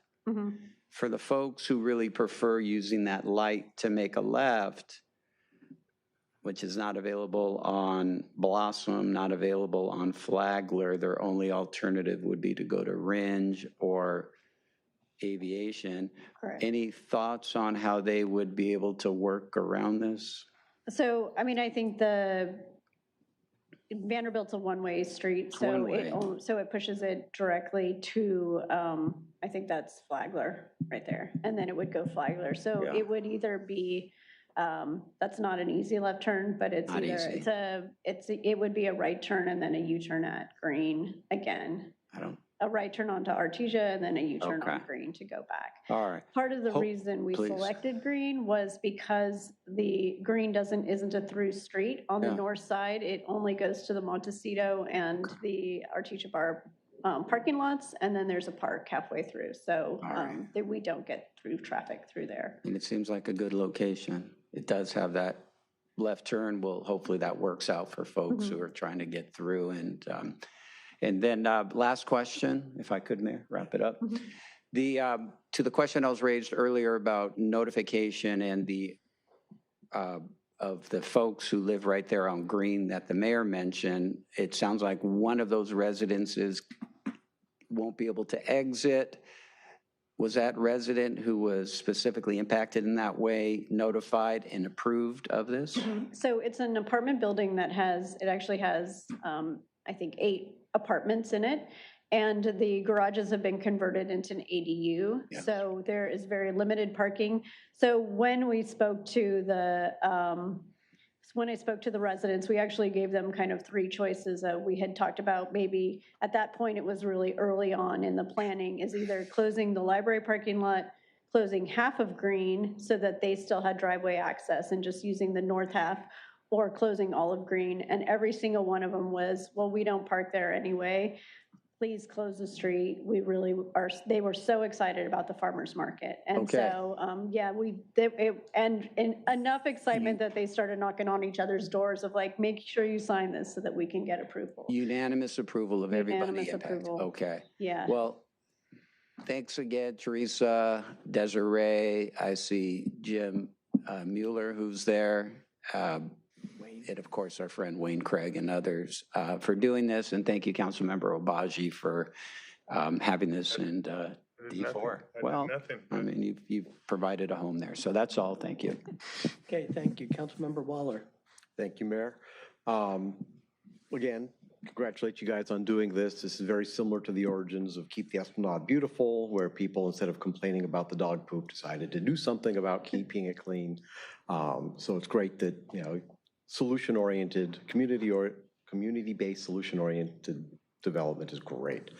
I am fully in support of the fee waivers as proposed by staff. I think that makes sense. It takes 18 business licenses to actually pay for those waivers. So once you pass 18, I think we might be there already. you'll pay for yourselves right there. Question about, so I looked at your bylaws. I know they're based similar on the RVA bylaws. It requires an odd number of board members, and sometimes that has been a problem for RVA because if somebody resigns, now you've got an even number, and it does weird things, so you might want to revisit that and just say minimum of 5 and up to whatever the number is. Your quorum will still be harder to reach when you have an even number, which is the reason why they do the odd. But as long as you're having attendance at your meetings, that's less of a problem. And also, do you have all 5 board members? We have 6, and we have a treasurer that we are seeking. So you're at 6, which that's the problem. I have an idea of a treasurer. Would you like to introduce any of your board members? Yes, well, we have 3 of them here. We have Jim Mueller, who was the brainchild of this. We have Desiree Galassi and Wayne Craig, and then not here is Nahal Sharifi and Daniela Wodnicki as well. Nice. Great, thank you very much. That's all I've got. Okay, and then Councilmember Kalajerovich. Yes, congratulations, and thank you for coming to the community meeting. However we can promote this, happy to do it and attend regularly, as you said. The only thing that I see that could potentially be a problem is that parking in the library and potentially the community services building. And I know we've got signage going. Have you thought about problem solving in the event that that is going to be an issue? Yeah, so the first thing what we have done is we've been reaching out to the local businesses to secure vendor parking so that they're not taking up the street parking lot. And so South Bay Aquatics has allocated some of them, and then we have a few other businesses that we're negotiating the final terms so that all of the vendors are off-street and they're not taking up the normal, the normal spaces. The community service building, I think they close at 5:30, so we have less that's fair, afterwards. The library stays open until 7. What we are doing, and I've been working with the Bike Coalition on getting maps, and then also we're doing our own maps, and then looking at the transit, is that we have maps of a 5-minute, 10-minute, 15-minute walk, a 5-minute, 10-minute, and 15-minute bike ride, because there's quite a few people in that. And I think once people, and that's what we're promoting. And then there's the two buses that stop right in front of the library, as well as one a block away. And then we've also started looking at, once we get the vendor parking secure, we've also looking at how can we work with the other businesses to share parking. So I know that even just talking to them about vendor parking, there's a lot of, with the ACAP study, there's a lot of empty parking lots on Artesia. There's a lot, I think it was a 58% utilization rate. And so what we're hoping is that, as we work on this, that we kind of let down the guard of like, look, they're going to come and eat dinner here, let them park and go to the market, or drop off their pet or go get an oil change or whatever happens to be, is that we have been doing outreach to the other businesses. And we've been doing outreach to the other businesses of like, just, hey, this is coming. Yeah. But I think everybody seems to be genuinely excited for something happening on Artesia Boulevard. Yeah, and I hope it goes on without a hitch. I think just planning ahead that maybe there'll be more parking in residential areas around that, some complaints about that. I mean, these are all normal things for new things happening in a space like that. So, just being open to those conversations and talking to neighbors and, reiterating that this is community, this is for us, helps the conversation. But thank you for doing this. Yeah, thank you guys. Okay, Councilmember Obaji. I just wanted to say, there could be a symbiosis between the farmer's market and then North Branch Library. People go to the library, go to the farmer's market, or go to the farmer's market, go to the library, check out more books. Could be beneficial to the momentum that the great momentum that the library has with users and the like. And I think that was it. Yes, thanks. Okay, I'll make a motion to approve the staff recommended fee waivers. Second. Okay, we have a motion and a second. I still have a hand up with Councilmember Castle. So. I just wanted to quickly congratulate you on becoming one of our latest nonprofits to address an issue that residents have in Redondo Beach. If you look across Redondo Beach, I was talking to someone from another city, and we have organizations like we mentioned before, Keep the Esplanade Beautiful. We have the North Redondo Business Association that's doing Springfest. We have the RVA that's doing Summerfest this summer. Dog park. The dog park. So Friends of the library. Friends of the library. Friends of the library. So a lot of what makes Redondo attractive to residents and makes it all enjoyable to live here is the work that these various nonprofit groups do. So I just wanted to congratulate you and your team on putting together a plan, executing it, and getting the farmers market off the ground. And then staff, again, for moving at warp speed, if not light speed, to get this addressed as quickly as possible so that you can open by April 22nd. So congratulations. I tried to call it light speed. Like warp speed, not quite light. And one other thing that I forgot, because it just happened today, is so Supervisor Holly Mitchell's office reached out and offered to come to a ribbon cutting and a commendation, which is very, very amazing to see. She saw the news article and reached out to Councilmember Barron and Nopaji. If I could just say, be sure the mayor's there for the ribbon cutting. Yes, so we had just been talking about, we don't want it on the first week because we got enough to do, is like, we're thinking like the first week in May. So if you guys are available, May 6th at 2 o'clock, then we would love to have you there and anybody else to do a kind of official ribbon cutting, and hopefully we get some of the kinks out in those first couple weeks. We've gotten really good at that. Yes. A lot of ribbon cutting this year. A lot of ribbon cutting. Which is a good thing. Okay, thank you, Teresa. Thank you, guys. Okay, that's the last hand I had up on the council. Everybody's had a chance to speak. I'll open it up, and we have a motion and a second to approve staff recommendation. Does any member of the public wish to address this item?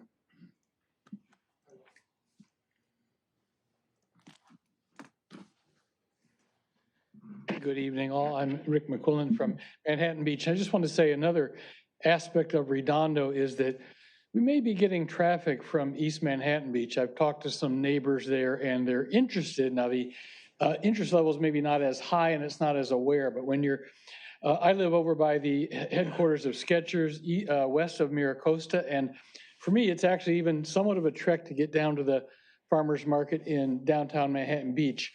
It's maybe 50-50. As soon as people get east of Peck, and I've talked to a few of them, I think it's going to be much easier actually to get over to the Artesia Beach, the Artesia Boulevard Market. Now you've got, it's just that there's not an awareness level there yet, and people need to think about it. Do I go to my city? Do I go to that city? But I think eventually, if you give it some time, this is why you might want to do this waiver, make an investment in it in terms of time and a little bit of money. And I bet you with a little bit of effort, you'll find people coming from other cities too. When I'm confident Teresa's will be much better than Manhattan. So. and also the traffic coming. I have lots of neighbors who work in Orange County. They get off on 405. They're heading back. I think the time is beautiful. If we can just facilitate stopping and buying and then continuing on home. So that's just what I wanted to say. Thank you. Thank you. Appreciate it. Anyone else? Thanks for being a sponsor. Yes, we're honored. NRBBA is honored to be a sponsor of the NRB Farmers Market, and we support the city waiving the fees and permits. We are super excited about this because not only does it activate Artesia on a weekly basis, it will create a real sense of community, which North Redondo is in need of, and it will activate those businesses right around there. And the North Redondo Beach Business Association, we are going to promote the heck out of this program, and we'll go door to door and work with those businesses so they can take advantage of it. So I think you'll definitely see some economic development going on. Thank you. Thank you. Anyone else in the audience wish to address this item? Anyone online? We have no Zoom attendees and no e-comments. Okay, so I will call the vote. The motion on the floor is staff recommendation with respect to waivers. All for? Aye. Anyone opposed? Okay, motion carries unanimously. Thank you, everybody, for making this happen. Look forward to a great grand opening. You can clap.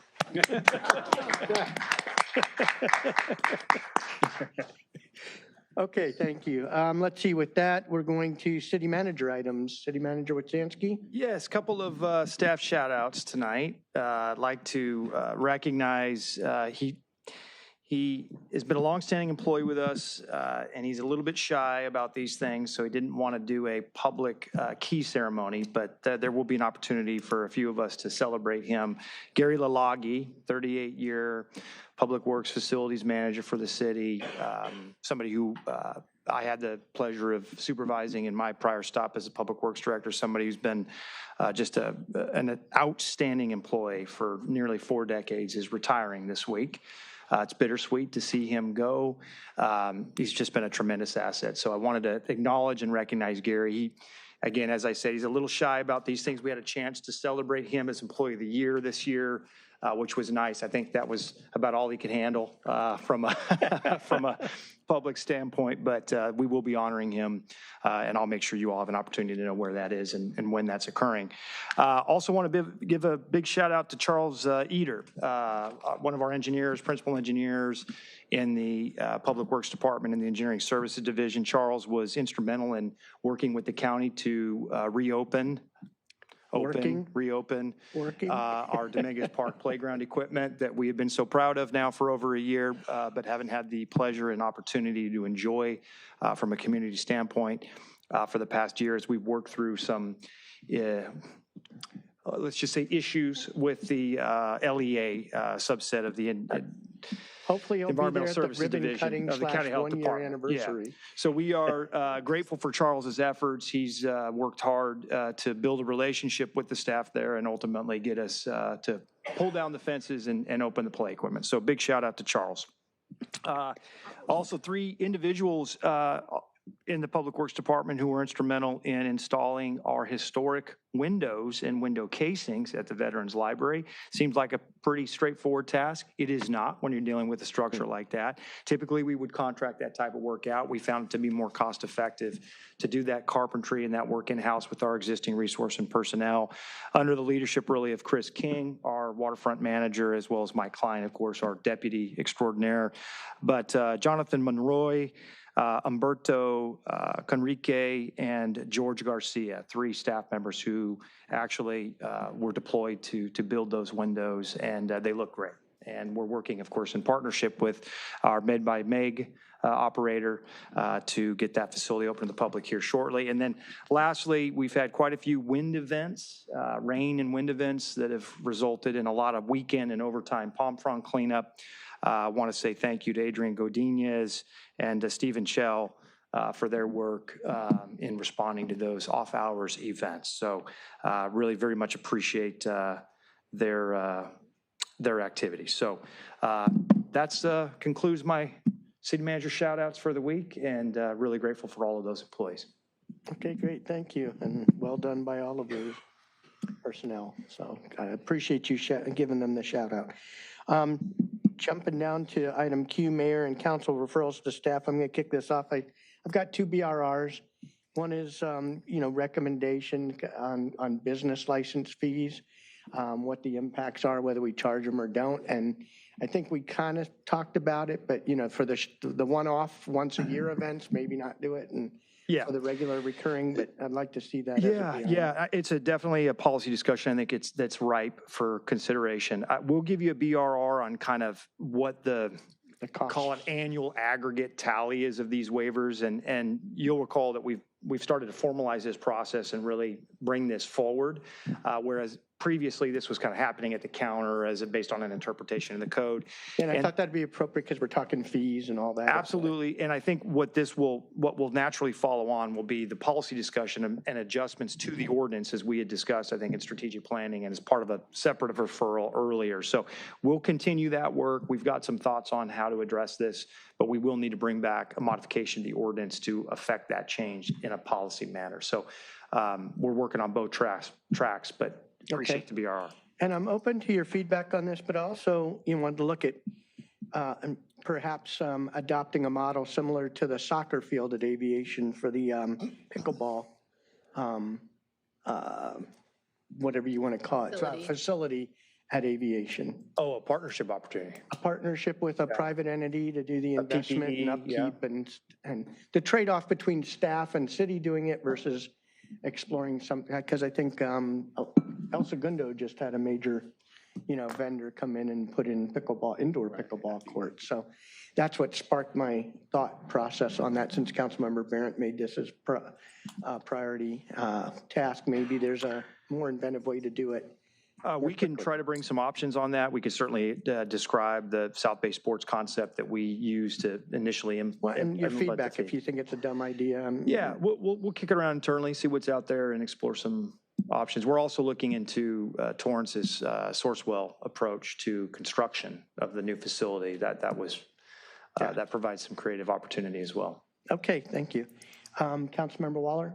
I was thinking of making a referral to staff for that discussion on fees, but if the BRR handles it just as well. Yeah, I think the BRR coupled with what will be the ensuing policy discussion, I think will be covered there. That's good. And I forgot to write it down. I talked to you like 2 weeks ago about a BRR. Do you remember what that was that I wanted to do? You're not referring to the power washing, dry ice power Yes, washing? that's Yes, what it we've was. got that one in the queue. You've got that, Yeah, okay. Is that it? Yes. Okay, Councilmember Castle. Nothing tonight. Councilmember Kalajevic. None for me, thank you. Councilmember Obaji. Yes, please, two. First, Bless if you. we could get, it's probably premature, but maybe just a rundown, it'll only be about 2 months, April, May, a BRR of those 2 months, pickleball versus tennis at Alta Vista revenue generation. I don't know that that's a lot, that's enough data to extrapolate conclusions, but just a preview for maybe a decision down the line. And then second BRR, please, is the cost to update the livery on our police cars, maybe our fire department trucks, to include the Redondo Beach logo, and whether the departments or associations would welcome any appropriation for that purpose.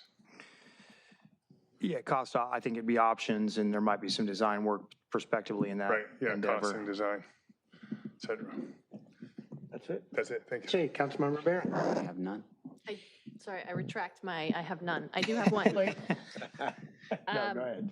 Can I get a BRR to replace the fencing that has not been replaced around Dominguez, specifically on the south side where the fire training facility is? And also The police training facility, the canine training facility is it where they do their, on the south side. okay, Yeah. you know what I'm Yeah, talking yeah, about. yeah, Okay, good. yeah. The one that's leaning over. And Yes, yes, that one. You don't like that one? No? That one? Yeah, no, we could certainly, yeah. Fantastic. And also Perry Allison Playfield. And Perry Allison, yeah. Can we add Alta Vista to that? Sure. The one along Juanita is looking pretty bad. Just the linear feet along Juanita. But here's the thing, though. You replace any one section, not say that we're going to have the money to appropriate, but you replace any one fence, the other fences are going to look terrible. So you kind of got to do a clean sweep if you're going to do anything. And again, this is a BRR. Right. But it is something to consider. Yeah. We can certainly provide Mayor, that. what do you want the BRR for Alta Vista? You want BRR for all? Well, yeah, Alta I Vista? actually snagged myself. I was going up to listen to the sound that pickleball made up there, and I actually got snagged on the fence because it's so ragged. So why don't we do along Juanita, but also the entire fence as a consideration? I mean, to your point, if it looks bad. Boulevard is But that's a lot of, Well, what we can probably do in the BR is provide some lineal calculations, cost per lineal foot, and kind And of go which from one's there. worse? Yeah. I guess conditions, yeah. Yes, Yeah, Alta Vista is a challenge. There's a lot of fencing at Alta Vista. Yeah. yes. But the Juanita fencing is in really bad shape. It There's really several is. I mean, holes in it. there's holes in it, there's parts sticking out where it snags you if you're not, And in some if you're cases, looking at your phone while you're walking. I mean, don't remember. maybe that's I'm not saying that's what a I did, natural but- consequence. that's true. And in some cases, like Dominguez, it may just be removal of the fence. We may not need that fence anymore, too. I'm open to options, but I think it, I'm yeah, very familiar with that one. that's it. Thank you. Okay, We got a consultant to assess the sound from the pickleball. I do. I just Okay, wanted all right. to, I wanted to myself Make sure you experience know. it. And it wasn't that bad, actually, so. Okay, I think that's it, so I will. Certainly quieter than other parts of town. Never mind, bad joke. All right, motion. Tonight, we are adjourning in honor of, sorry, I'm losing my pages. Debbie Hannon. Debbie Hannon, who is a former commissioner and longtime resident who recently passed away. So we'll be adjourning in her memory. Can I get a motion to adjourn? Motion to adjourn in her memory. Second. Okay, we have a motion and a second. All for? Aye. Anyone opposed? Motion carries unanimously. The next meeting of the city council will be the adjourned regular meeting session or closed session at 4:30, and a regular open session meeting to be held at 6 p.m. on Tuesday, this coming Tuesday, April 21st, 2026, right here in council chambers. Thank you very much and have a good night. The meeting is adjourned.